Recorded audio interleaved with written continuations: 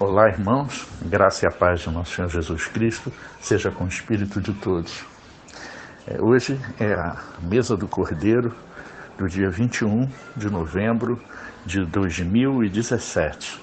Que a graça e a paz de Cristo seja com o espírito de todos. Amém?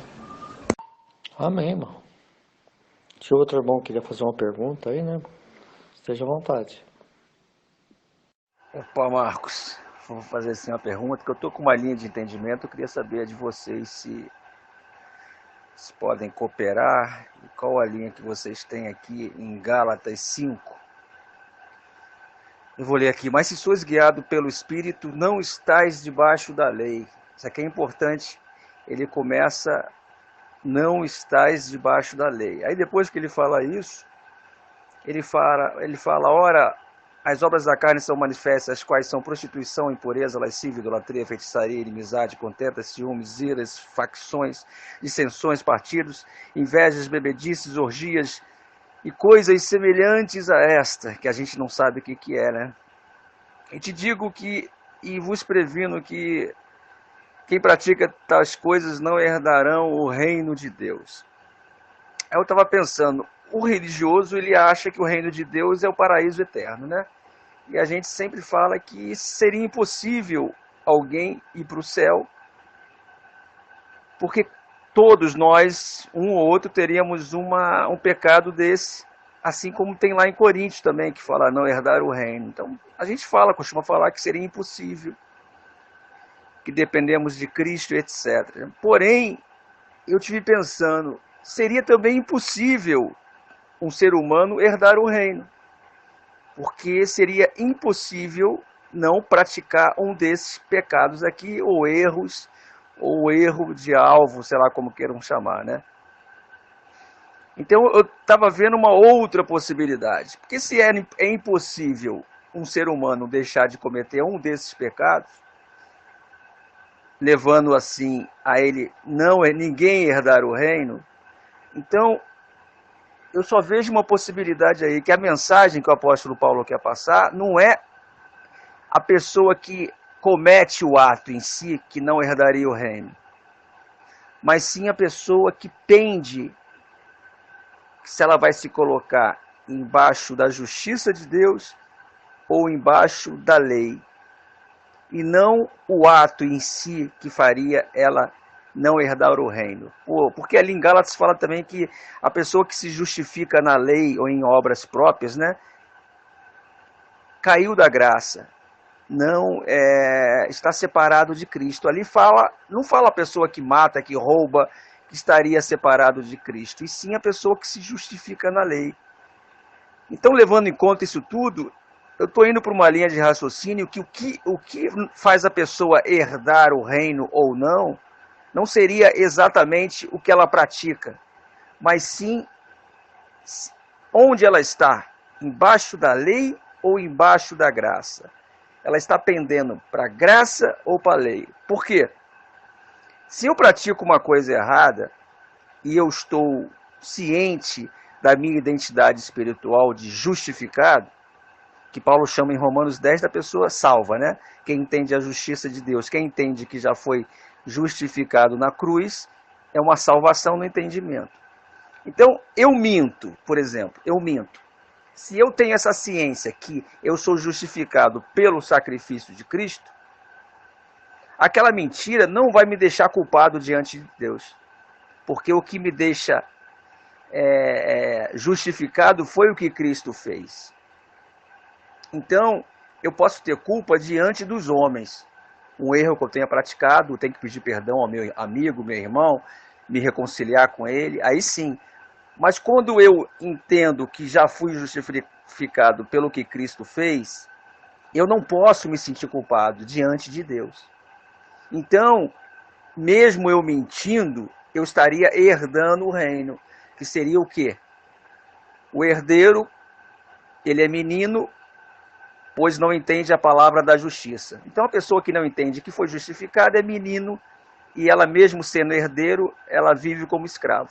Como eu entendo que já fui justificado por Cristo, uma mentira minha nunca poderia me deixar culpado diante de Deus. Então, mesmo eu praticando o ato de mentir, eu estaria herdando o reino, pois eu estaria me colocando embaixo da justiça. E quando eu me sinto culpado diante de Deus, mentindo, eu não estaria herdando o reino. O que é herdar o reino? Eu não estaria tomando posse da minha justificação. Eu estaria com o espírito, com o entendimento de culpado ainda no espírito, e estaria dependendo da lei. E se eu minto e me sinto culpado diante de Deus, e não somente diante dos homens, eu estaria mostrando que eu estaria pendendo para a lei. Estaria dependendo do que eu faço para ser justificado diante de Deus. Assim como, se eu faço uma obra boa e tento me justificar diante de Deus, aquela obra boa também estaria... A minha atitude de querer me justificar estaria mostrando que eu não estava na dependência da justiça. Eu estava embaixo da lei. Consequentemente, eu não estaria herdando o reino. Então, o fato não seria exatamente do ato em si, do erro de mentir, e sim o meu entendimento de perdoado ou culpado. Se eu me sinto culpado diante de Deus, eu não estaria herdando esse perdão no meu espírito, e estaria vivendo ainda em culpa, embaixo da lei. Eu queria saber se os irmãos veem aquele versículo ali de Gálatas literalmente, ou tende a ter esse entendimento que eu estou tentando puxar e tentar compreender, que o que conta é para onde você vai pender.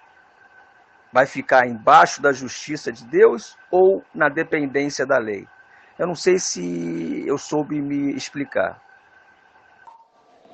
Ô, irmão, o correto é o entendimento do irmão, não é a mesma coisa que eu tenho crido, né? É isso mesmo, irmãos, por isso que chama graça, né?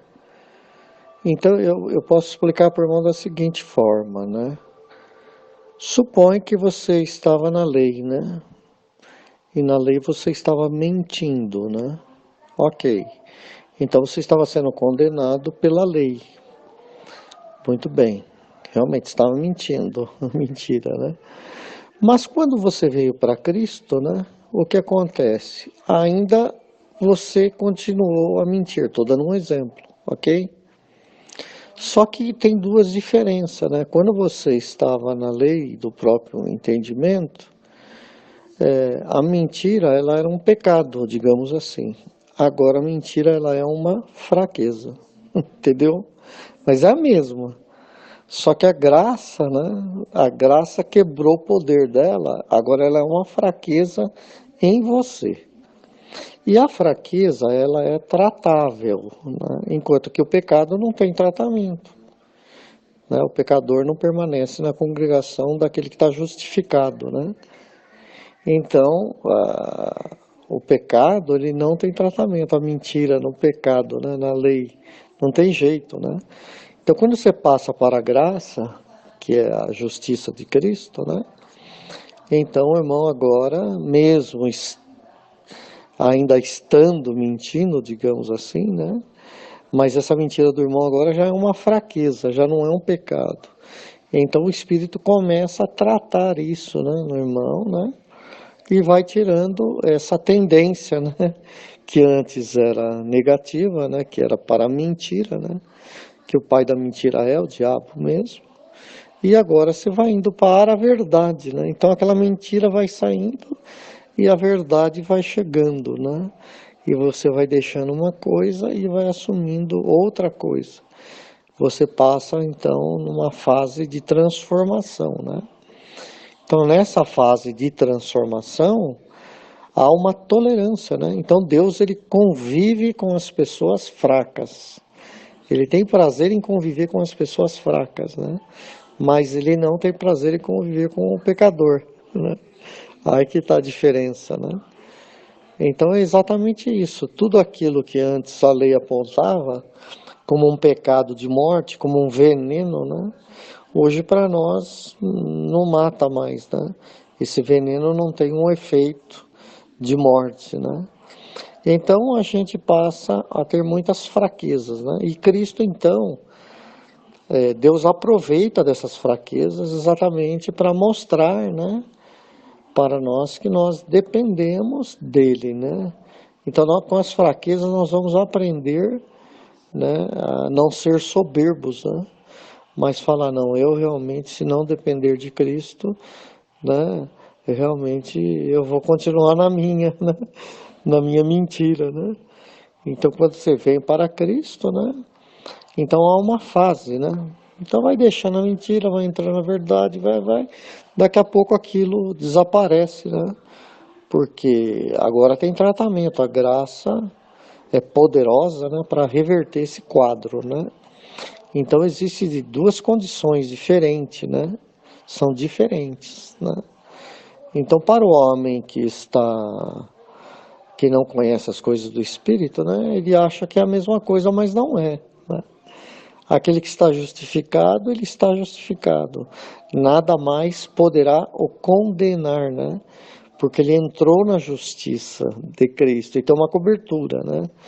E é claro que a pessoa não vai falar, bom, agora que eu tenho essa cobertura, é que nem o Adão, se ele continuasse vivendo no Jardim do Éden e participando da árvore da vida, era exatamente esse o fato, né? Ele ia, né, continuar no pecado e ao mesmo tempo na árvore da vida, e a árvore da vida ia alimentar o pecado, né? E não é essa a realidade, né? Por isso que ele foi expulso do jardim. Expulso do jardim, né? Para que ele tomasse consciência do seu pecado mesmo, né? E que ele precisava de um Salvador. E vindo esse Salvador, né, o salvou do seu pecado, né? Porque ele estava condenado em si mesmo, né? Por isso que a lei foi dada exatamente para mostrar o pecado, né? Para mostrar o pecado, né? Então, aquilo que antes era um pecado, agora é uma fraqueza tratável, né? Então, um homem que, vamos dar o exemplo, que gosta de mentir, né? E faz isso no mundo e usa da mentira como um meio de ganhar vantagem com isso, né?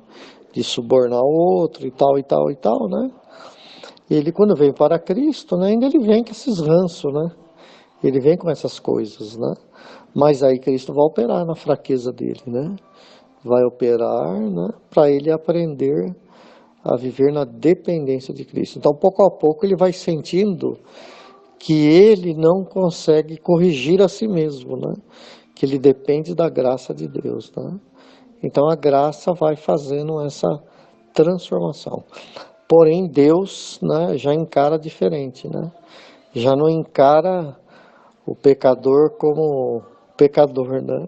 Mas como santo agora, né? Está perdoado, né? Então, no mesmo instante que ele era pecador, né, que ele chega a Cristo, né, não houve assim uma transformação, né, radical ainda, né? A consciência dele ainda está presa. Mas quando a consciência dele é liberta, né, porque o batismo no Espírito Santo é exatamente isso, né? É a purificação da consciência com respeito à acusação do pecado, né? Então, quando o Espírito lava a sua consciência, né, a sua consciência já não mais lhe acusa, né, que você é devedor ou que você é assim, né? Então, aquilo que você fez ou está fazendo, estando na graça, né, Cristo está assumindo por você, entendeu? Que olha que coisa interessante, né? Cristo vai assumindo a tua fraqueza, que deveria ser uma dívida, né? Mas ele já morreu na cruz exatamente por isso. Então ele continua assumindo até que o tratamento da graça, né, irmãos, vai tirando isso, né, até que você fica perfeito, né? Aí acabou, cambiou. Então a gente pode dizer que o pecado é um veneno da serpente, né, que mata o homem, né? Porém, para nós, né, que estamos em Cristo, né, o veneno da serpente já não tem o efeito, né? Não tem o efeito de nos matar, né? Pode te atordoar, pode lhe causar, né, uma série de transtornos, né? Porém, já não me pode matar mais. porque o espírito da vida já está operando em você. E a tua natureza não tem também mais essa tendência. Ela vai mudar a tendência dela exatamente para a verdade, não mais para a mentira, né? É automático, né? Vai operando. Então a graça ela opera meio automático, digamos assim, né? Porque Cristo passa a ter um senhorio, né? E você vai aprendendo a depender desse Senhor e se autonegar, né? É isso que a graça faz. Ela te constrange você, né? Te constrange você pela verdade, né? Então não tem como você continuar na mentira, não tem mais jeito, né? Câmbio. Mais um comentário rapidinho que eu vou sair e agradeço pela resposta aí, Marcos. Porque você repara ali que em Gálatas 5 ele começa falando como? Vocês que estão embaixo da lei. Aí ele começa a citar os pecados. Em Coríntios ele começa como? Os injustos não herdarão o reino. O que é um injusto? A não ser aquele que não vive na dependência da justiça de Deus. E depois em Coríntios ele começa a citar os pecados. Então parece que o pecado principal, ou então nesse caso aí errar o alvo, que é Cristo, seria a incredulidade. Então o que o homem teria que vigiar primeiramente não seria nem o pecado em si, de pecados ou erros, né? E de errar o alvo, e sim se ele está na dependência da justiça ou se ele está na dependência da lei. Aí que seria o ponto crucial. Se ele está sendo incrédulo ou não. Porque você vê na Bíblia vários versículos falando por causa da incredulidade deles, aí começam os problemas. Então a gente pode dizer, por causa da não dependência do que Cristo fez, aí começa a vir todos os problemas. Então, a porta que parece principal aí, que dá início a tudo, é o pecado de errar o alvo, que é Cristo, da incredulidade, do seu posicionamento. Por isso que em Gálatas ali, eu creio, fala, você que se justifica na lei, está separado de Cristo. Está o quê? O próprio ser humano, quando ele pende para ficar sob a lei, ele vai saindo da graça. E graça é Cristo, né? É o que ele nos trouxe. Então, o ser humano, ele vai por si só se separando de Cristo conforme o posicionamento dele. Ou ele vai ficar na dependência da justiça, dele confessar que ele tem o Espírito Santo justificado por Cristo e não por ele, ou ele vai ficar na dependência do que ele faz para se justificar. Ele vai querer buscar o reino à força ou vai pegar o reino pelo sacrifício e justiça de Cristo. Eu creio que esse caminho é o único possível, porque se ficar no literal ali, no literal daqueles pecados, ninguém, absolutamente ninguém, iria herdar o reino de Deus. Mas ok aí, Marcos, obrigado a todos aí. E eu vejo então que esse caminho é o caminho mais correto ali, né? Desse entendimento. Fica na paz aí a todos. Tchau, tchau. Ok, irmão, é isso mesmo. O pecado, Jesus disse, né? O pecado é esse, que não crer naquele que Deus enviou. Esse é o pecado. Eu creio assim também, porque na verdade, Paulo dizia também lá que carne e sangue não herda o reino de Deus, né? Não faz a vontade de Deus a carne e o sangue não faz a vontade de Deus, não herda o reino de Deus. Para herdar o reino é o Espírito, né? Por isso que Jesus ele teve que levar a carne dele até a cruz. Já era um decreto pré-determinado ali, que Jesus morreria na cruz. Entendeu? Não foi uma vontade humana, assim dizendo, né? Tanto é que Jesus orou antes dos dias que ele antecede a cruz dele ali, ele orou para passar dele aquele cálice, mas aí ele falou, faça a sua vontade, né, Pai? Entendeu? E você pode ver lá em Gênesis, que tem um diálogo lá em Gênesis, e eu queria compartilhar isso com os irmãos, e queria que o irmão Marcos também desse uma olhada, falasse sobre isso também. Eu, uma vez lendo as escrituras lá em Gênesis, fala que tem um diálogo falando que Deus fala para o homem não comer da árvore do conhecimento do bem e do mal, mas no dia em que dela comeres, certamente morrerás. Entendeu? A árvore que está no meio do jardim, né? A árvore do conhecimento do bem e do mal, mas no dia em que dela comeres, certamente morrerás. Eu entendo que era como um decreto ali para Cristo quando tivesse em carne aqui. Quando ele entrou em carne, ele praticamente comeu da árvore do conhecimento do bem e do mal.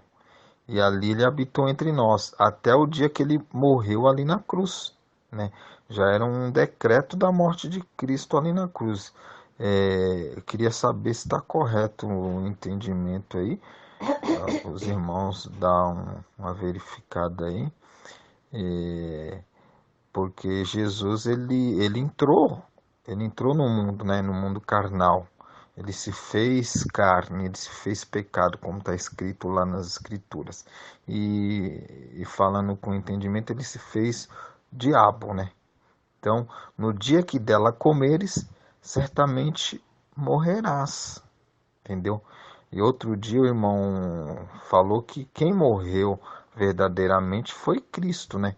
E lá em Apocalipse a gente vê, eu tive morto, mas estou vivo e vivo para sempre, né? Em Apocalipse fala isso, né?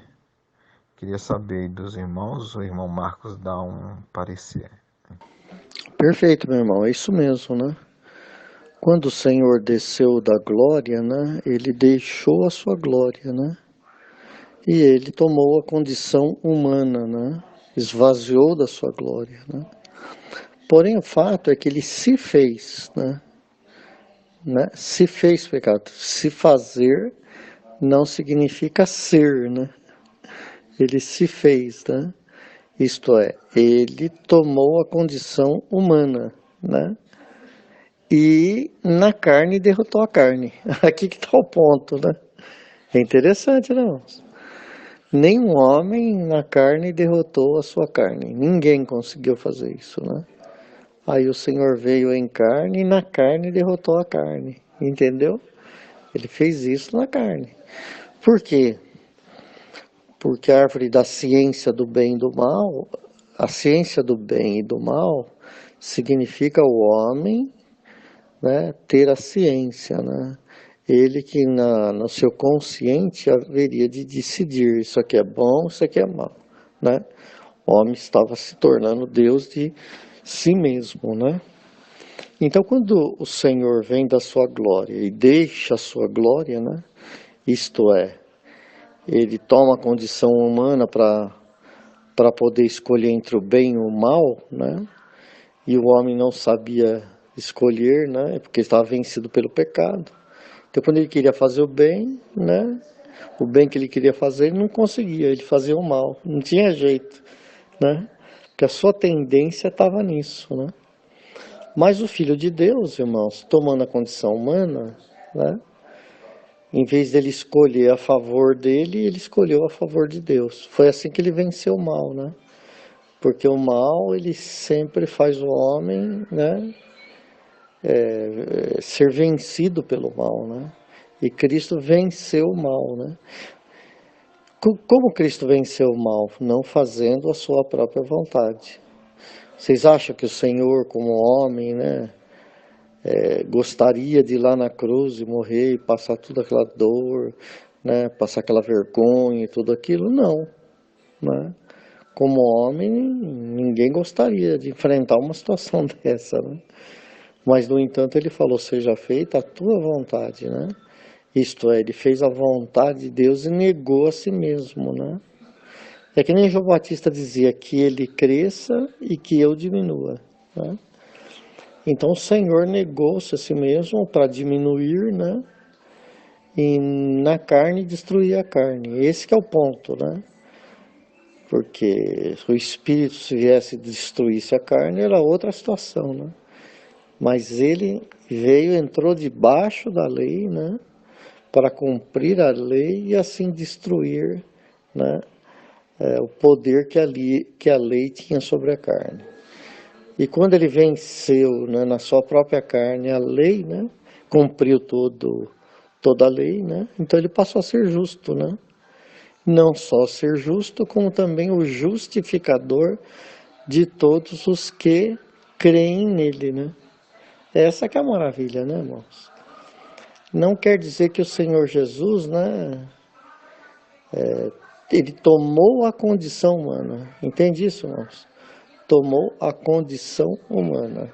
Porém, ele não foi vencido pelo mal, mas ele venceu o mal com o bem, né? Ele venceu o mal com o bem, né? Enquanto o homem, né, quer vencer o mal, às vezes com outro mal, né? É olho por olho, dente por dente, como diz a lei, né? E Cristo não foi assim, né? Então ele negou a si mesmo para que a sua carne, na sua carne se cumprisse todas as coisas. Então foi o justo pelos injustos. Apesar dele cumprir a lei, ele foi condenado, né? Interessante, né? Então morreu o justo pelos injustos, né? Porque ele era justo, né? Ele cumpriu, né?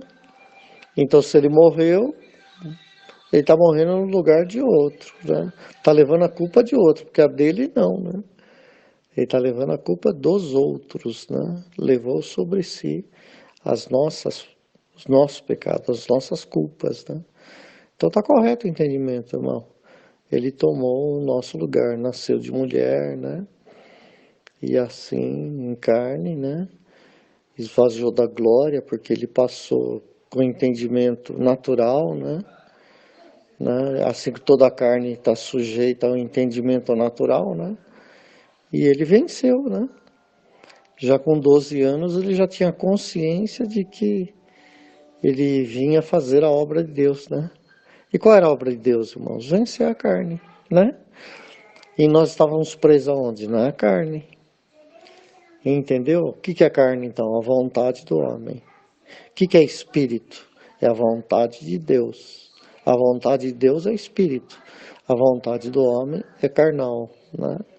A vontade do homem é natural, né?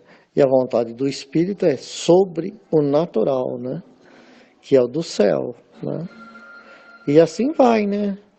O espírito conhece as coisas de cima e o homem natural as coisas da terra. E aí vai funcionando, né, irmãos? Câmbio.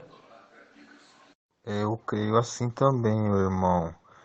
É, por isso que a palavra igreja é chamados para fora, né?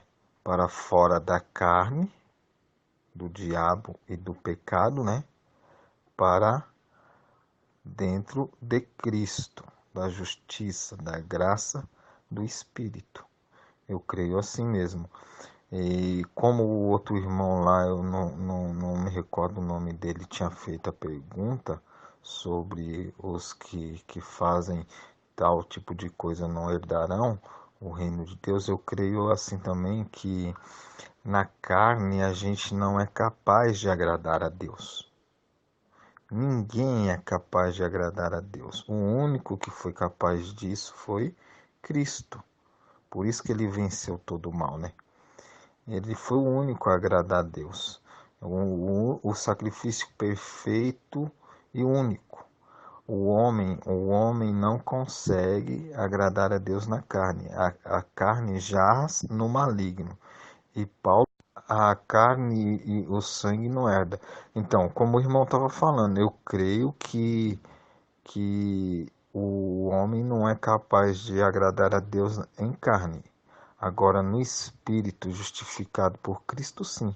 Por isso que naquelas coisas que Paulo escreve lá, idolatria, assassino, não entra no reino de Deus, é porque tudo é feito aquilo ali, tudo feito na carne. Não vai herdar mesmo, essas coisas fica fora de Deus, fica fora da vontade de Deus. Agora, o Espírito em Cristo vai herdar, né?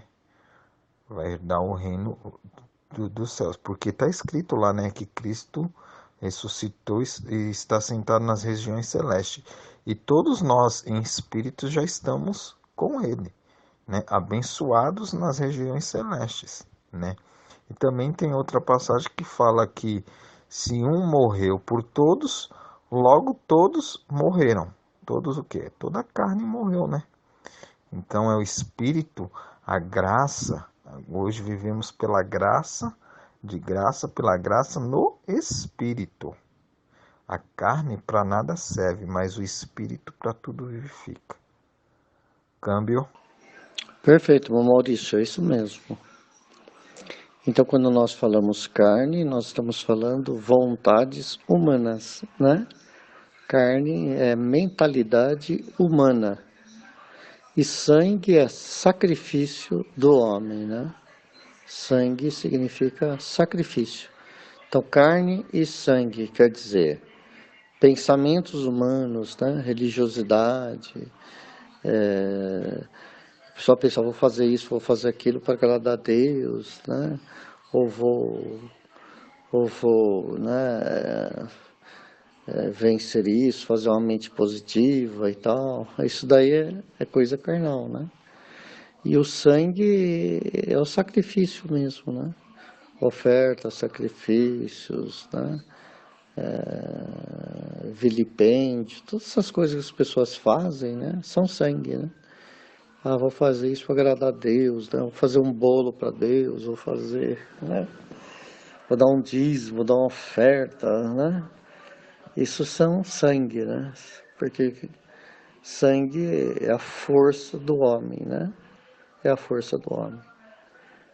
Então, isso também não agrada a Deus. Então, carne e sangue não entram no reino. Nós estamos aqui dentro do reino. Nós estamos desfrutando o reino, né?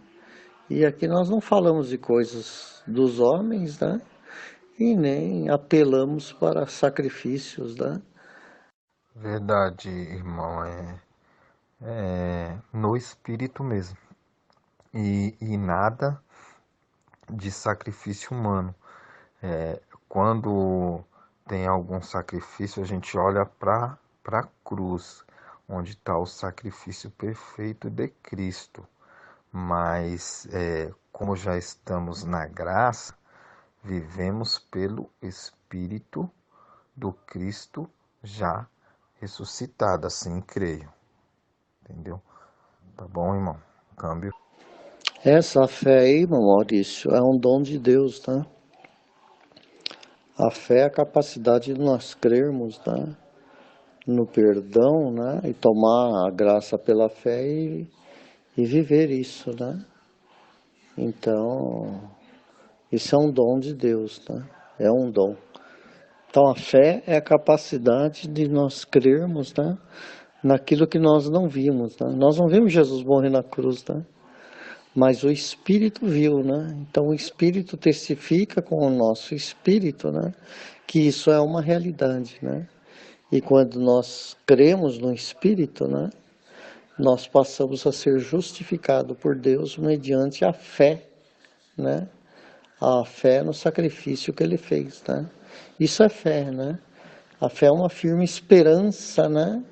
A qual temos certeza, né? Em nosso espírito, né? Dessa realidade que se cumpriu, né? E que a gente vai ver ela acontecendo. Então, o Espírito de Deus, ele comunica com o nosso espírito e assim afirma, né? Assim nos justifica, assim nos confirma, né? Essa comunicação é que faz você ter uma consciência limpa, livre, né? E que nada mais pode te condenar, né? Isso é a fé operando. Verdade, irmão. Muito bem colocado. E essa fé nos faz andar de cabeça erguida, não sendo arrogante, né? Mas de cabeça erguida, sabendo que Cristo venceu todo o mal e nos fez assentar nas regiões celestes. Por isso que a gente tem esse firme fundamento e não desanimamos, como outros que ainda não chegou nesse entendimento, né? Mas que a gente possa ter sabedoria para poder explicar para todos os irmãos, como Pedro ou Paulo falava, né? Para ter a sabedoria para poder explicar para outros irmãos que cheguem a essa luz, a essa graça com sabedoria e entendimento. É verdade. A gente anda de cabeça erguida, mas não como arrogantes, para poder vencer toda a potestade, todo o principado e todo o raciocínio humano que venha de nós próprios ou que venha de outros, né? E que Cristo possa reinar na nossa mente sempre, limpando toda a sujeira, tudo que não presta, para só ter o entendimento que vem de Cristo Jesus. Amém, irmão? Então é isso que faz a gente vencer o mundo, né? O que vence o mundo é a nossa fé. A nossa fé naquele que venceu, né? Então nós somos vencedor duas vezes, né? Nós somos vencedor por Cristo Jesus e somos vencedor pela fé também, né? Interessante, né? Duas vezes vencedores, né? Vencedor pelo Cristo que morreu por todos, né? E vencedores porque também nós vencemos pela fé, né? Interessante, duas vezes vencedores, tá? Então, se Deus não justifica, ninguém pode mais condenar, né? Nem você, nem o seu próprio coração pode te condenar mais. Câmbio. Amém. Que maravilhosa graça, né? Que salvação eterna, que bênção, né? Que a gente já chegamos, né? Não conseguimos, foi doado, foi dado, foi dom, né? Que nem... Agora eu vou brincar igual o irmão Didico, foi todos arrebatados. Eu falei da maravilhosa graça que Cristo nos concedeu, o dom presente dado por Ele, e que a gente deve tocar essa última trombeta para que outros irmãos possam ouvir o alarido e acordar para Cristo, né, irmão? Era isso que eu estava falando. É isso mesmo, Maurício. A graça, ela nos arrebatou, né? Ela nos arrebata, né? Nós saímos, né? Ficamos arrebatados no nosso espírito, né? As pessoas falam do arrebatamento da igreja, né? Não tem uma ideia, né? De que a igreja a qual somos nós somos arrebatados do homem para Cristo, né? Então, da terra para as regiões celestiais, né? Então a graça faz isso, né? Ela nos arrebata, né? Então Cristo ele vai arrebatando as pessoas, arrebatando, arrebatando, o arrebatamento está acontecendo, né? E as pessoas não percebem, né? E a transformação está acontecendo, o arrebatamento está acontecendo, só falta uma manifestação. Aí é o fim. Verdade, irmão. Eu agradeço muito o compartilhar do pão e estou bem satisfeito com tudo que a gente compartilhou aqui. Já são 10h34 e eu preciso descansar um pouco, que amanhã eu trabalho e não vou estar conectado com os irmãos, mas eu acompanho os irmãos nos vídeos que o irmão Rodolfo está postando no YouTube e vejo bastante, ouço bastante e me alimento do pão que os irmãos compartilham. Gostaria de deixar um abraço em Cristo Jesus para os irmãos e com certeza talvez no próximo sábado eu esteja conectado aqui, tá bom? Um abraço para o irmão Marcos, Didico e o outro irmão que participou lá, mas um abraço para todos os irmãos que estão aí no aplicativo Muito Além do Véu. Uma esperança viva a caminho do céu, que eu gosto de rimar. Amém, irmão Maurício. Foi um prazer tê-lo na mesa. E é bom repartir o pão junto com o irmão, né? E nós juntos comemos na mesma mesa, né? Muito bom, né? Esperamos ter mais oportunidades, né? E o Senhor nos dará, né? Então, um ótimo descanso para o irmão. Um ótimo descanso em Cristo. Olá, irmãos. Eu estou feliz de estar podendo ouvir essa mesa do Cordeiro. Eu gostaria de dar uma pequena contribuição, mesmo que após a mesa, né? Sem ter podido participar antes.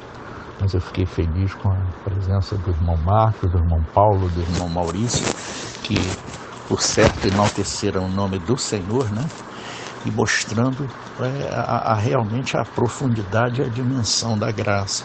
As coisas na Escritura são simples, mas para serem entendidas no Espírito e não na letra da Escritura.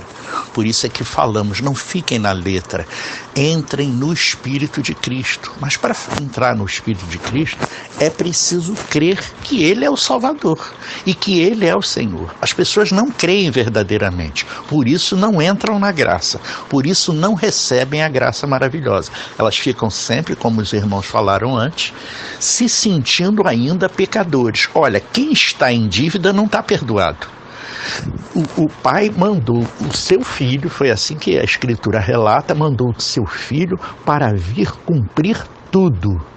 Ele foi o sacrifício por todos os homens, todos, sem exceção de nenhum. Então Cristo tomou a todos através do seu Espírito. Por isso que diz, o Espírito de Cristo foi derramado sobre toda a carne. Então toda a carne já tem o Espírito, consequentemente é possível ao homem ter esse entendimento que nós temos hoje. Não tinham no tempo da lei, porque para a lei era preciso ter a consciência do pecado. Mas Cristo veio e nos perdoou. Olha só, se Ele já nos perdoou e você crê nesse perdão, você está salvo.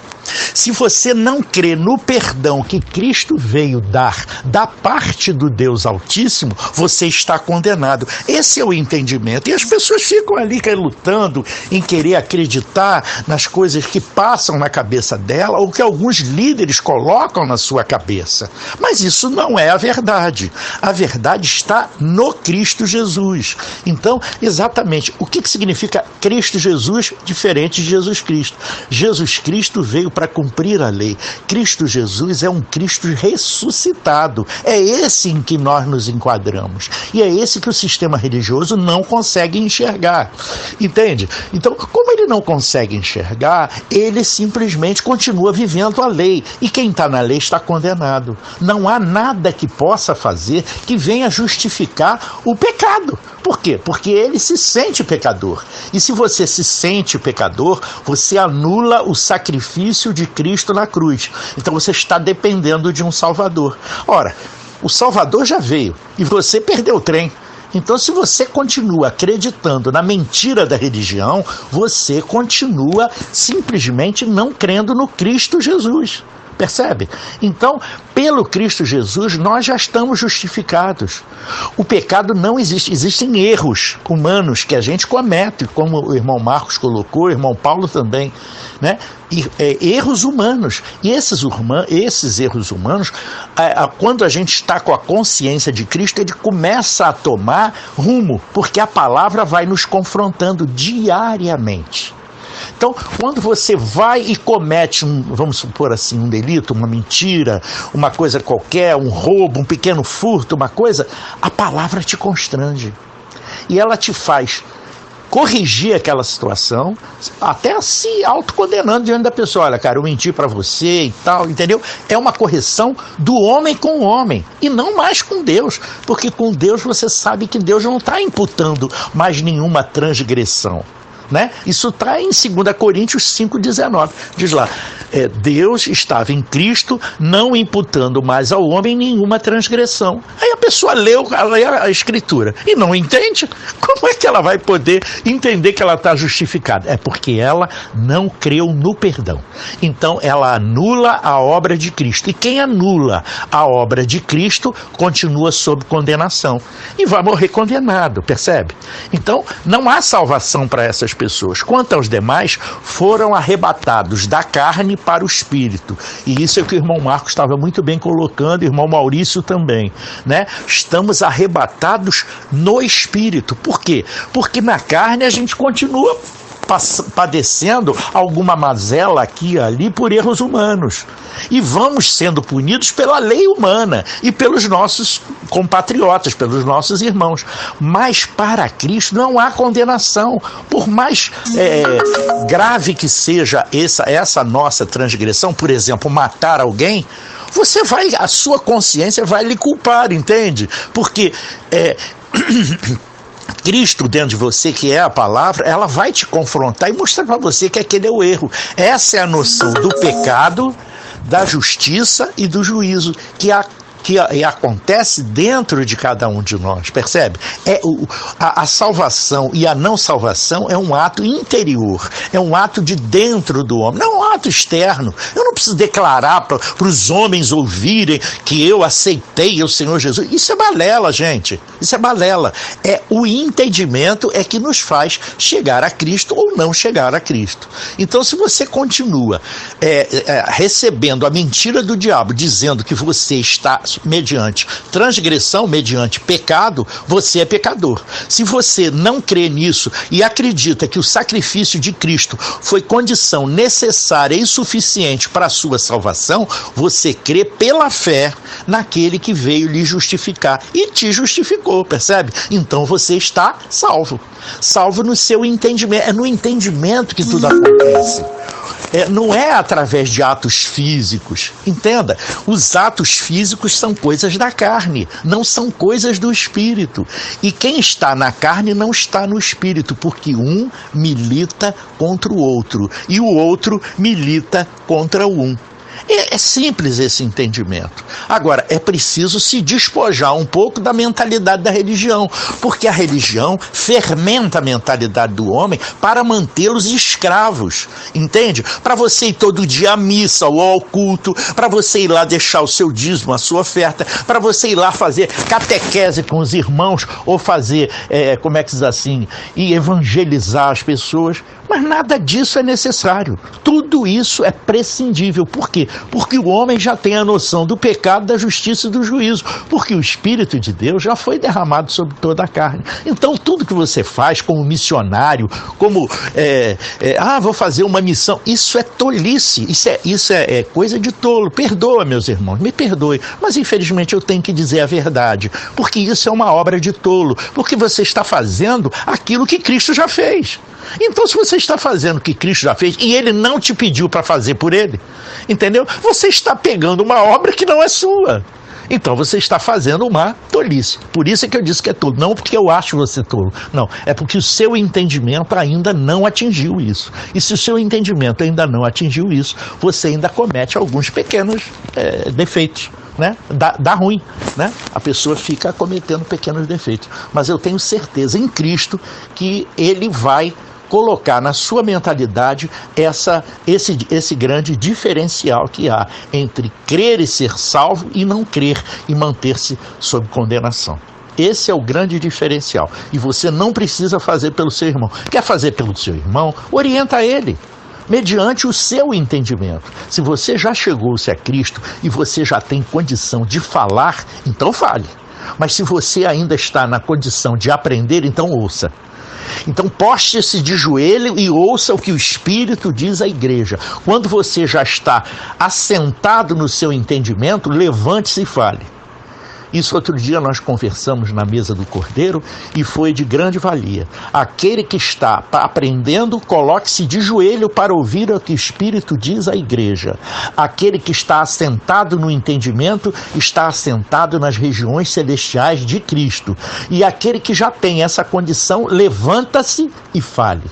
Essas são as 3 formas de oração que nós colocamos aí para os irmãos como um estilo crístico de vida. Então é isso que eu tinha que compartilhar essa noite com os irmãos. Amém? Graça e paz.